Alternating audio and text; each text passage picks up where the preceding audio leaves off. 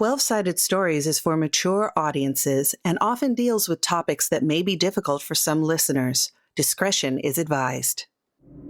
In Eversync, the Office of Book Retrieval has librarian agents tasked by the Triskadane to recover overdue books and collect fees. In some cases, offenders must be neutralized by the agents for stealing important tomes. These are their stories. Hello, my name is Wes Otis, and welcome to Bookhound Bounty Hunters, episode number 10, our finale for this season. Let's meet our wonderfully talented cast. Let's start with Michelle. Hey, I'm Michelle, and I am playing Katja, your local friendly assassin. And, she's finding out that there's some booby traps around here. I'm Farah Sarpkaya, and I am playing Giovanna Letteratura, a church militant. We are both she, her, but only she is in mortal peril.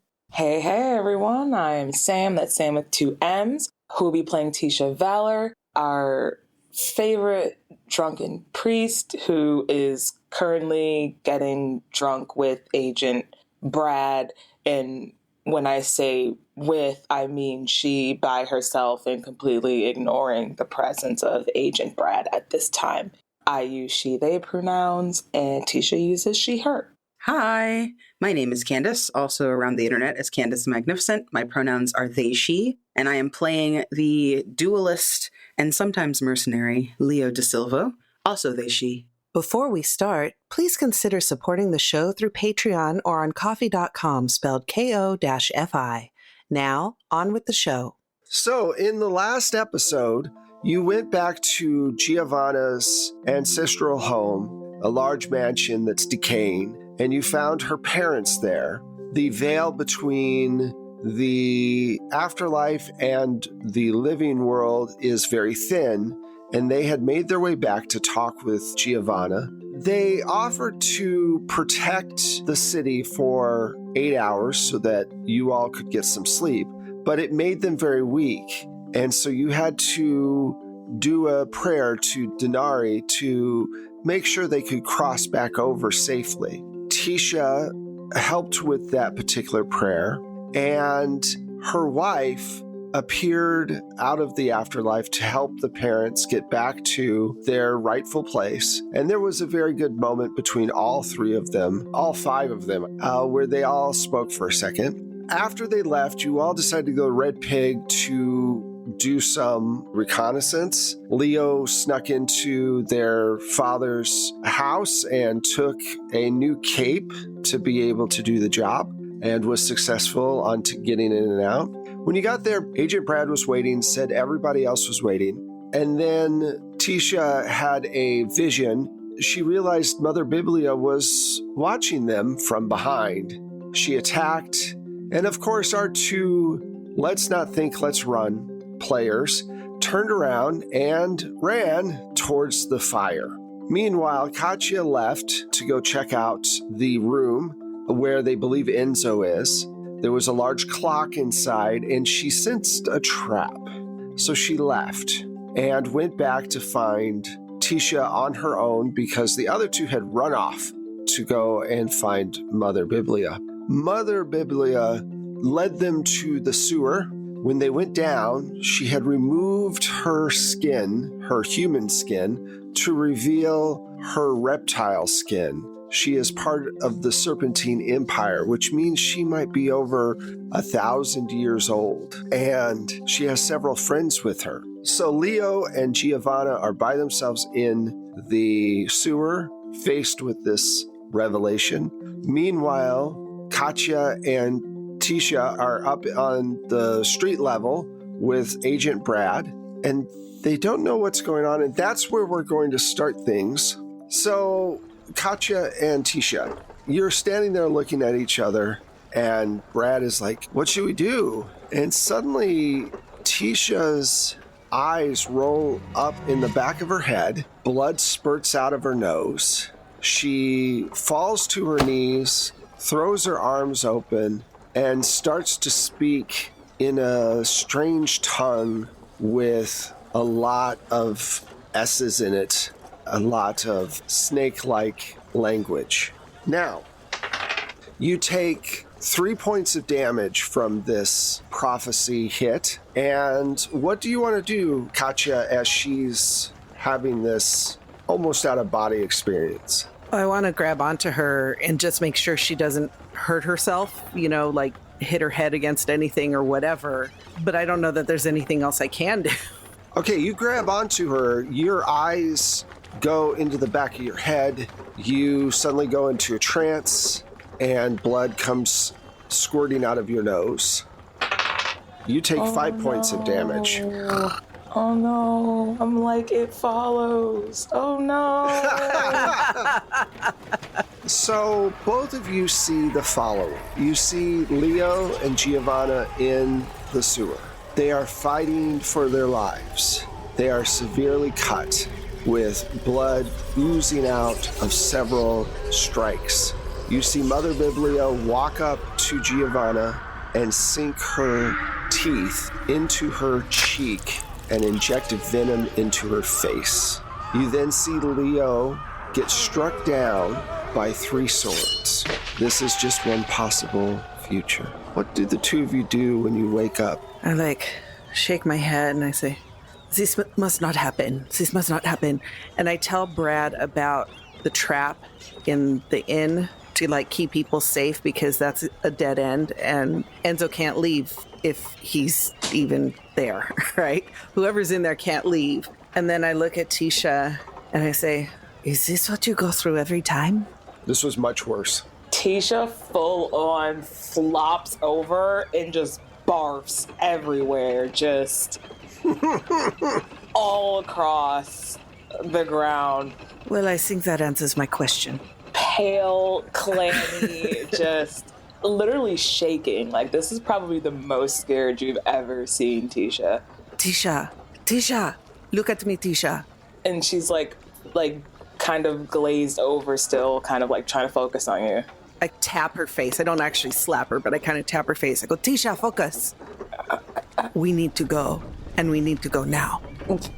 We need some type of poison antidote or something. In this amount of time? Maybe you can think of some sorcery on the way, but we need to go now. And I tell Brad what's going on. I tell him where we're going, but I also tell him about the inn. And I grab Tisha's hand and we start. Should I go with you? Tell the others first and then meet us. All right. So here's how we're going to do this. I have a 12-sided die because we're 12-sided stories. And we're going to say that you have 12 rounds to make this prophecy not come true. No pressure at all. None at all. All right, so let's jump over to the other two. Giovanna and Leo, you stand there and there's 5 serpent people plus Mother Biblia. Leo, you notice behind them, Enzo. He's floating in the water that's about 3 inches high or 4 inches high. So his body's half submerged, but he's facing up and he has been bit several times. He is very much dead. And she goes, all we have to do now is wait, but I'm going to be very happy to dismantle you all one piece at a time. And then they lunge for you. I am going to say, because Leo is our duelist, I'm going to say probably a little bit faster than Giovanna. Leo, and this is round 1, we are going to say that you're first in this particular round. Okay. Go for it. So she sees me then. I jump down and she sees me right away. You know what? Okay, let me go back because I'd forgotten that you were being stealthy. Giovanni jumps down. You realize she's down there. You hear what she says. I'm going to make a stealth roll for you to see if she knows that you're there, okay? I think that's fair. So you have to beat a 4. How many points in stealth do you want to use? I'm going to use 4. Okay, so it's an automatic success no matter what you roll. Yeah. So you use Giovanna's tree-like height to hide yourself as you sneak down into the sewer. So she thinks that just Giovanna's there. What do you want to do? You're the first to go. They're lunging towards Giovanna, and you're kind of off to the side in the darkness. How many? There's 5, including Mother Biblia? So 6 altogether. I would love to try and stealthily take out, as she starts moving in toward Giovanna, I would love to just, try to take some out, from the back and just, drop people, because I have cleave, so it would be rad. All right, let's do that. So I have to roll to hit, and then I roll my damage? Right. And you want to hit for as many points, because the more points you hit for, the more people you hit. So if you roll a 7, you hit an extra. If you roll a 10, you hit 2. If you roll 13, you hit 3. Okay. And then to get pluses to my damage, I can use like one of my tactics of death or spot frailty or something. Yeah, Tactics of Death would be perfect, actually. Okay. I feel like I spent that in the last episode, not this one. Yes. No, this is brand new. You haven't done anything yet. I'm going to spend 5 Okay. for my warfare. Would you get 6? Yes, that's an 11. Awesome. Explain how you hit the back 3. So I like skulk around in the darkness as they're hearing the clanging and stuff of Giovanna, and I get behind them. I just kind of position myself behind these goons, and I wait for a chance to strike when they're least expecting it, and I hit them hard. I go in, daggers out, and I like press up against the first one, pin them to the wall, and then turn around and try to slice the second one's throat open. Awesome. And then I try to like go back into the darkness if I can, because I'm trying to like be quick, because there's a lot of stuff happening, so I'm trying to kind of just get in and get out. So the first one you do full damage to, the next 2 you do 4 damage per. And I tell you what, I'll give you a +1 to each additional one, so 5 apiece. Okay? Okay, thank you. No problem. I rolled a 9. All right. Just write this down. Okay, so yeah, you seriously wound the first guy with that 9. That's a lot of... The other 2, you make them very, very unhappy. Insert Wilhelm scream. Yeah, you did well. You struck them. They're a little bit tougher, though, than your average goons, so you did a lot of damage, but they're still up. Okay. Who do you want to pick to go next? I would like to pick Giovanna to go next. Giovanna. Mother Biblia is coming towards me after her rude monologue. Yep. I dedicated my life to you, and this is the thanks I get. And now I'm going to fuck her day up and just swords all day, man.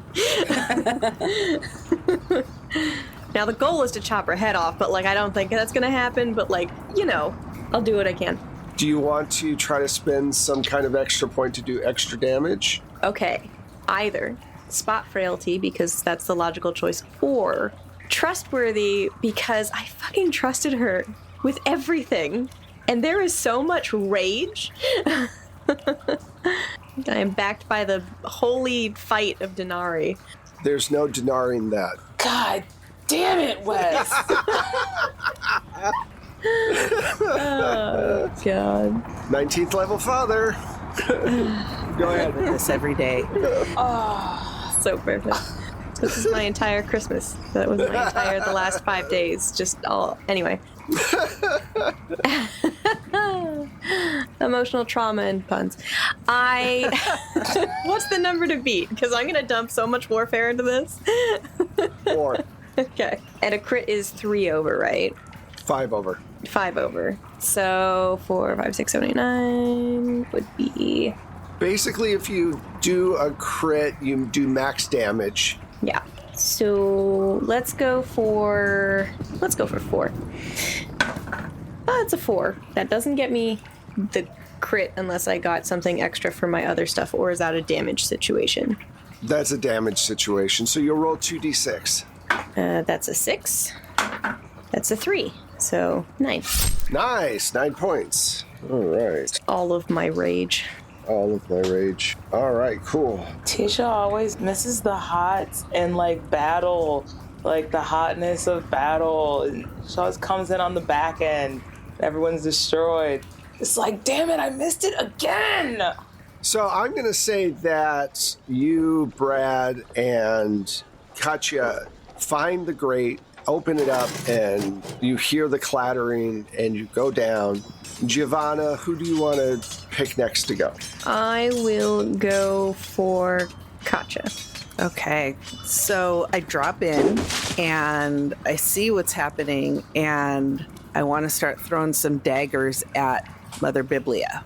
All right. And it's a 4? Yes. Okay, so I'm going to put 3 in. Okay. And I rolled a 5, so that's 8. So that's an 8. Cool. Go ahead and do your damage. It's a 1d6 plus 1. Okay, sorry. Let me just mark. 1d6 plus 1. Yep. 2 points. Wah, wah, wah. All right, who do you want to go next? Gonna have Brad go next. All right, Brad takes out his sword, and he is going to try to hit her. He's just straight up going to try to knock her down. He rolled a 4, so he did well. And he does 4 points of damage. All right, you're noticing that you're hitting her, and a few moments after you hit her, her wounds close back up. It's as if she's been blessed by something. All right, go for it, Tisha. Okay, here's Mother Biblia doing everything that she can to essentially pollute the city itself with the corruption of Denari's blessing. Yeah, she wants the whole city to fall back into the swamp. Right. I don't think Denari would like a bit of that at all. And maybe she should be made aware of the fuckery that's happening in her city at this point in time. Well, absolutely. I think that she probably already is sensing where... Because remember, the city is Denari, so it's like having a cut. She knows where the cut is. She knows... Right now, it's also the fact of stopping the bleeding. I think, like, what you could do with one spin is maybe call out to the spirit world for them to attack Mother Biblia, which would work well. How does that sound? Would that work for you? That sounds dope as shit, because I had a backup plan if that didn't work either. Okay. So I'm going to backtrack the spirit site and instead use flashback to be like, so after we saw all the spirit stuff happening at Giovanna's house, just to clear my mind after everything, I took a little stroll through the property to the library. And in the library, I found a book on snakes. Snake charming, snake/humanoid people. And I'm thinking, if this is the same thing that we fought earlier, I charmed the shit out of that snake, I'm gonna charm the shit out of these ones too. Okay, so the first thing you need to do for that is make a preparedness roll. You just have to beat a 4. So how many preparedness points do you want to put in? I'll put 3 in. Okay, cool. Now, the next part is sway. So you're using your sway to charm this person. To really charm Mother Biblia, though, you're gonna have to hit like an 8, because she is pretty badass. She has a lot of grit, which is her ability to avoid being swayed. I'm gonna put 8 points into this. 8 points? Okay, go ahead and roll. And this will work a little different on her than it did on the big snake, just so you know. Absolutely. But it will do morale damage. That's fine. Okay, cool. 6, baby. Okay, so with your 8, that is 14. So that is way over what you need. That's a critical hit. We'll do max damage like we do for morale. So you hit her for, I think, 12 points of damage of her morale and cause her to kind of stumble back a little bit. I'm going to say that you stun her for this particular round. Leo, the injured serpent people are going to try to hit you. Your hit threshold is 4. All right, so the first one is going to try to stab you. All right, he hits. So you got a 7. The next guy, see, now I'm rolling well. So I rolled a 6, so that's a 8. I'm so happy for you. The third one missed. So you get hit twice, and you take 7 points of damage, actually, which is a lot. You feel these gashes go into you. All right, so this brings us to the next round. Because Mother Biblia is stunned right now and won't be able to go until the end of the round, I'm going to start with Giovanna. Like, does she look fully healed, or like that it's still lingering, but it's like mostly okay? It's mostly okay. It seems like it's healing really fast. Okay, talk to me about how damage works. If there's a way for me to try to chop off her head and hope that she can't recover from that, or is that damage threshold basically impossible? No, you could totally cut her head off, but for Mother Biblia to release Denari's spirit, which she has obviously taken, which is why she's so hard to kill, you would have to have her alive. If you kill her, the soul is lost. It goes into the afterlife, and that becomes a whole different thing. Yeah. In order to draw the spirit out of her, she has to be alive. Shit. I don't know how to put a snake to sleep. I will say, spot frailty, for those of you who have it, know that cold is a good way to make a snake go to sleep. I can only assume the water is cold. Yeah, absolutely. I would like to football tackle her into the water. Okay. All right.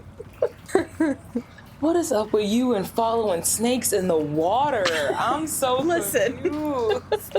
Steam. I'm good at like two things, and one of them is punching people really hard in the throat with a sword. So like... Fair. All right, you're going to be using a warfare to slam her down into the water and keep her head under to hopefully make her get cold enough that she starts to stop moving and maybe get tied up. Are you putting any extra investigation points into this or no? Yes. If we're still doing multiple, bot, frailty, and I don't think I've used trustworthy yet, but I would make an argument for it insofar as she taught me not to fight dirty. So this is fighting dirty. Okay, cool. So go ahead and give me your roll. What's the number to beat? The number to beat is a 4. Okay, I will put a 3 in then. Okay. That's a 4, so 8. Awesome. So you slam her down underneath the water, and you're holding her there. Who do you want to go next? Toss it over to Leo. All right, Leo, you've been hit twice by these people. You have your snake fang in your hand. What do you want to do? Can I try to use this, like, tooth to fuck up the other guys? Yeah, absolutely. I don't know if I get points because it's, like, ripped from the mouth of one of their elders, I'd imagine. I think so. Yeah, I'll give you extra damage to it, definitely. The first guy that I hit, is he down? Is he down for the count and others 4? No, he's still up, but he's badly wounded. They're not healing like Mother Biblia is. Okay, I want to do the same thing I did last time, but this time with the dragon tooth. I'm going to use 4 points of warfare, and just to make sure that, like, I'm freed, hopefully, next turn to deal with Mother Biblia, to help Giovanna deal with Mother Biblia. And I think I want to use my other point of Tactics of Death. Okay, so you're going to do a ton of damage. Are you hitting all 3 of them again? Yeah, but this time, I want to hit the guy that's most wounded last this time. Okay, so that makes sense. Okay, go ahead and give me a roll. Mm-hmm. And how many points of warfare are you spending? 4. Okay. So that's a 9. Nice. All right, so that's a critical hit. So the first guy takes max damage and is dead. How do you kill him? I kind of spin around, like I'm hurt, so I'm clutching my side. I've already been kind of gashed a little bit, and I use my opposite hand to kind of just wield this thing, like it's kind of slung over my shoulder because it's large, and I just like spin around and try to go for his throat and just like take it out along the way with the curved end, and then I go to kind of swing back around with it to get the other guy. Okay, so you end his singing career. Okay, that was a massive amount of damage. And then do I have to roll damage for the other guys? No, that's they both take 5. They're still up, but they're definitely severely wounded. Because I rolled the 9 to hit, not for the damage. Oh, well, you got max damage on the first, and then you got 5 points for each one after that. Oh, perfect. Okay, so then one guy is fucked up. One guy's down. He's unconscious / probably dead. The other 2 are still up, but seriously wounded. Okay, cool. All right, who would you like to pick to go next? I'd like to pick Tisha. Tisha. Is there anything pointy around that's like sticking up or jutting up out of the ground or the walls? Sure, absolutely. There's probably a piece of pipe or something that you can grab, definitely. Awesome. So, the closest one next to Leo, after they just took that last one down, Right. I'm just going to barrel full speed ahead right towards him to push his body onto and impale him on one of the broken pipes. Okay, sounds great. So this is just, you need to get a 4. I know you don't have any warfare, correct? I do All right, how many points do you want to spend? have a point. Awesome. I'm going all in, baby. All right, all so you in. spend your point. All right, My give me 1 a roll. point. All in, baby. Sounds good. All right, let's see how it goes. Oh, that was hot dog shit. That's a 3. Okay, but you spent 1 point, so you still hit. Okay. So you roll 1d6 plus 1 of damage as you impale them on a tuberculosis pole. Okay, that's a 5. All right, he gasps for a moment and falls. Tisha, who do you want to pick to go next? Did Katja go yet this round? Nope, Okay, yeah, Katja. neither did Brad. Go for it, Katja. With Mother Biblia in the water, I'm going to focus on the remaining mooks. And I want to do cleave All right. with my warfare. So I guess I may as well just do it all. I'm going to put 5 into it. All right, cool. So you're putting 5 into it. You got to beat a 4. Thank God I put 5. I got 6. So you only hit one of them. Okay. Are you hitting the one that's really injured, or do you go for another one? Well, I mean, I want to go for another one because I'd like to, because, I want to get as many down as possible. So How much damage do you do? 1d6 plus 1. it's 5 points of damage. All right, cool. And you want Brad to go next? Yeah. Okay, Brad's going to attack the one that you just attacked. Okay, he hits, and he does 3 more points of damage. So, all right, cool. Brad doesn't get a choice. I get to go next. Mother Biblia is going to try to push herself out of this cold water with her strength. So it's an athletics roll. So let's make this a opposed roll. So, Giovanna, I need you to roll. How many points do you want to put of athletics to try to keep her down? A lot. I'm not going to spend all of my quarters at the arcade. It's hard not to. Paperboy's a fun game. I will spend 4. Okay. Roll your die, add 4 to it, and tell me what you get. And that's what she has to beat to push herself out of this water. Okay, dice, don't fuck me. That's a 3, so 7. All right, so she is going to also spend 4 of her athletics because she is freaking out. Oh, what'd you get, a 7? She got a 6. Yep. So she failed. She is still pinned under the water. Good. All right. So that's the end. Oh, mooks. So one of these guys, one of these snake people, is going to try to tag Leo because Leo is damaged. All right, Leo, you get tagged.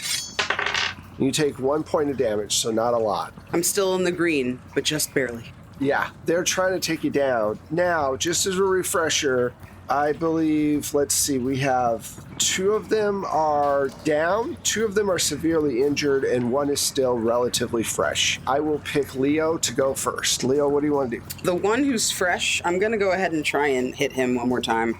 Okay, cool. If I use taunt, do I get pluses? Yeah, you can taunt them a second time. What is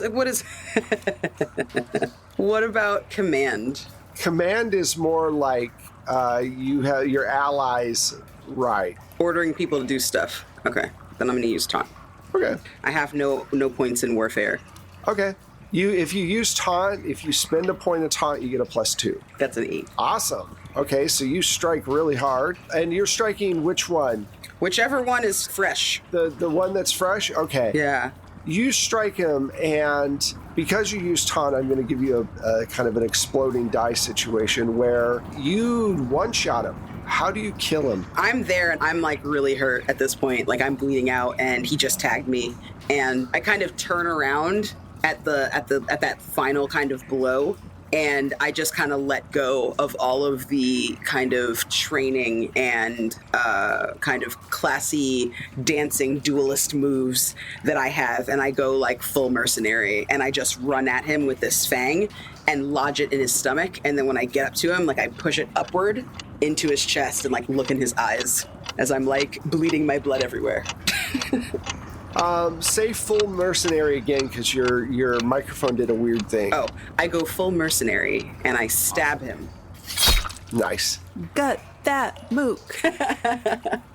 He looks you in the eye, and of course he has these snake eyes, which are reptilian and almost unemotional, but they cloud up really quickly with the essence of death as he slowly slides down further into your blade. And right then, one of the other mooks knows that you're not paying attention and you're dropping your guard. And he swings his sword really hard towards you. And right before the sword hits your head, an arrow goes through the snake's torso and sends him to the ground. And you hear your father's voice say, "Keep your guard up.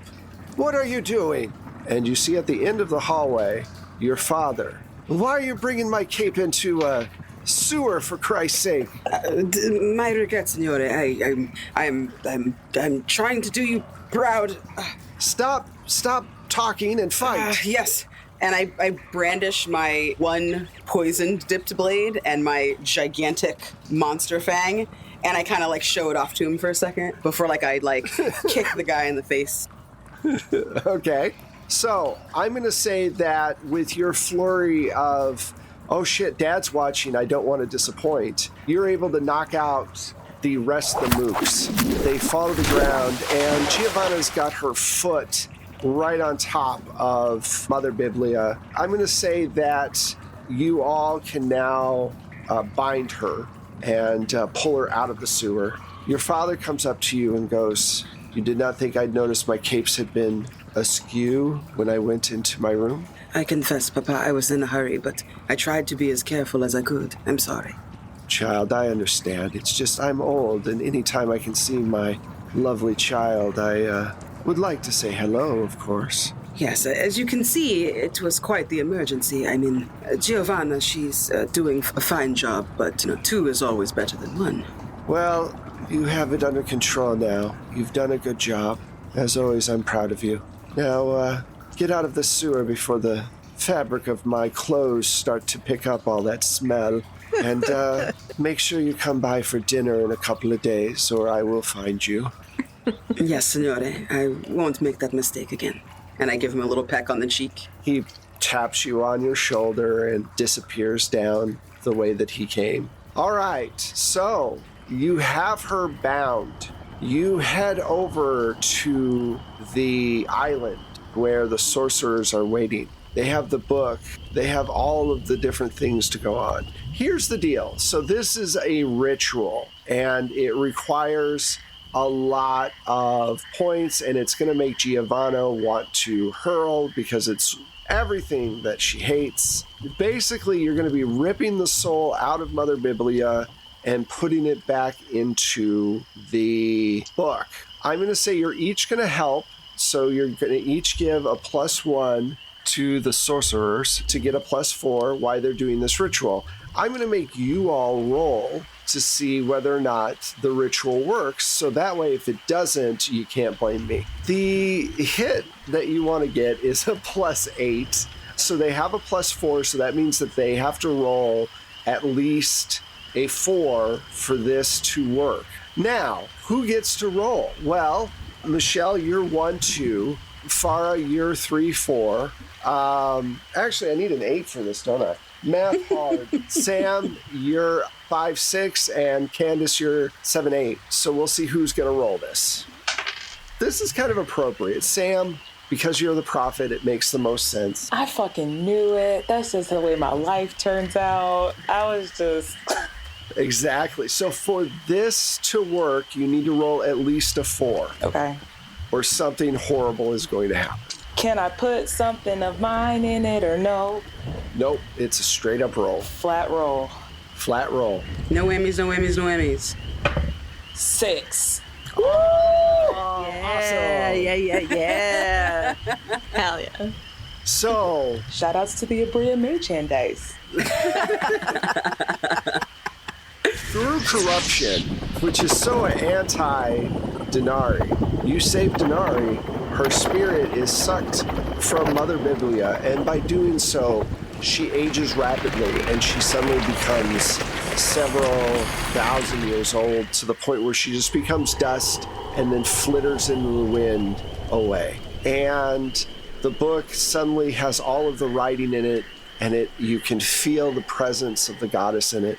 And you take it back to the city, and the priest thanks you all so much. And for your incredible work, they give you several thousand coins to spend as you want. And the priest says, I appreciate everything you've done. We obviously need tighter security with our books and better policies on how we're dealing with people. We have created a new managerial position called the Master of the Page.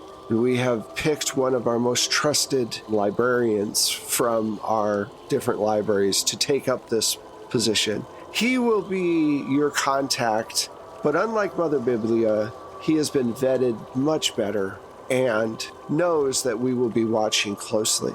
You all have done an incredible job, and we hope that you will stay with the libraries and continue to help us in the coming months. Your new Master of the Page is Head Librarian Bowman.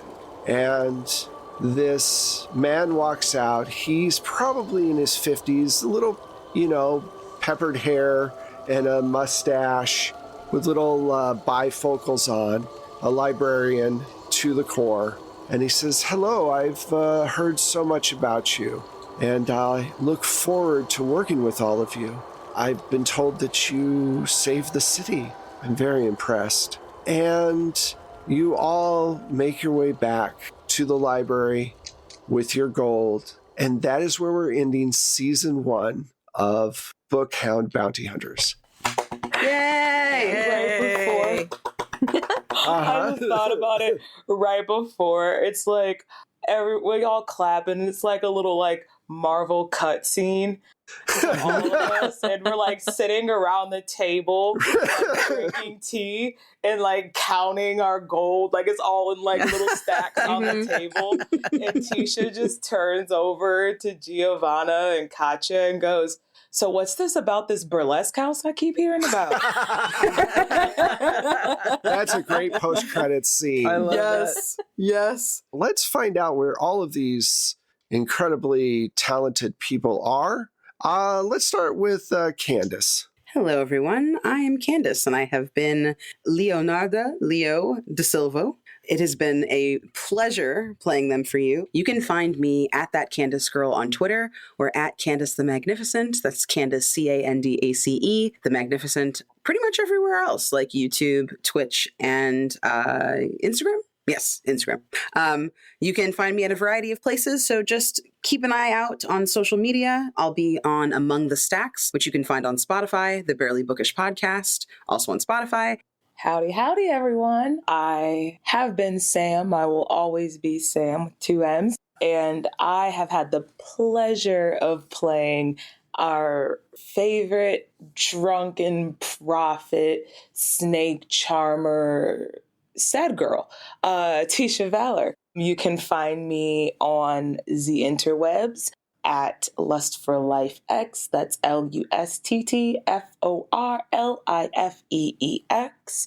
And that is where you can stay up to date with everything that I am doing on the very regular basis, or sometimes not so regular basis. Around this time, you should be watching, catching up in general with Strix U over at Black Girl Mage's channel, and all other types of fun stuff that I will be on doing through the rest of 2023. I have been Farah Serpkaya, and I've had the delight of playing the immovable Giovanna Letteratura.